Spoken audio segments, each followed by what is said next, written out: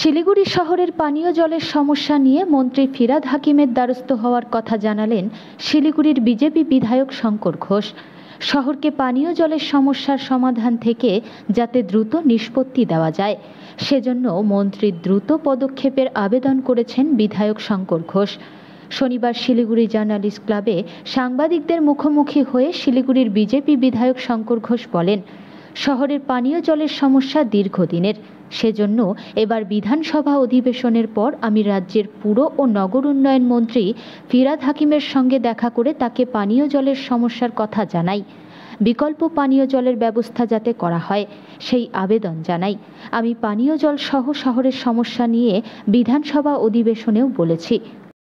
মাননীয় ফিরহাদ হাকিম সাহেবের কাছে শিলিগুড়ির দ্বিতীয় জল প্রকল্পের টেন্ডার যে এরকম বিষবাউ জলের মধ্যে পড়ে রয়েছে এবং শিলিগুড়ির জল সংকট যে প্রতিদিন বাড়ছে সেটা সম্পর্কে অভিহিত করি। আমি তাকে নির্দিষ্টভাবে বলি যে এরকম শিলিগুড়িতে অনেক জায়গা আছে সেখানে পানীয় জল প্রায় ড্রেন সংলগ্ন অঞ্চল থেকে সংগ্রহ করা হয়। আমি অনুরোধ করি যদি আপনি আসেন আমাদের এখানে তাহলে আপনি নিজে দেখতে পাবেন।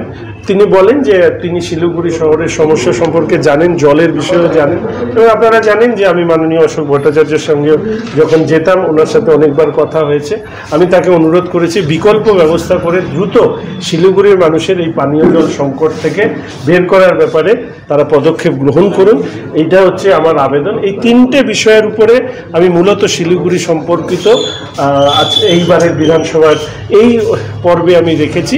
সামনের পর্ব শুরু হলে আরও বেশ কিছু বিষয় আমি তুলে ধরবার চেষ্টা করব এবং আমি অনুরোধ করব আপনাদের মাধ্যমে শিলিগুড়ি বা আমাদের উত্তরবঙ্গের কোনো মানুষ কোনো বিশেষ বিষয় সম্পর্কে যদি তারা বিধানসভার অভ্যন্তরে তারা তুলে ধরতে চান বা সবার দৃষ্টি আকর্ষণ করতে চান, আমি সর্বদা তাদের বিষয়গুলোকে তুলে ধরবার চেষ্টা করি।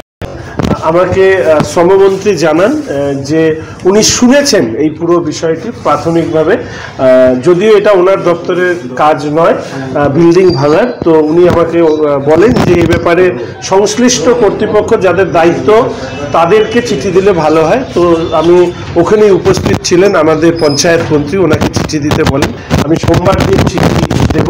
নীতিগতভাবে এই অবৈধ বিল্ডিং ভাঙবার ব্যাপারে তারা সম্মত হয়েছেন। আমি চিঠি দেওয়ার পরে অপেক্ষা করব যে কবের মধ্যে এই বিল্ডিং ভাঙা হয়, কারণ একটা বিল্ডিং ভাঙা হলে অন্যেরা অন্তত এই ধরনের অসাধু কাজ করতে পারবে না।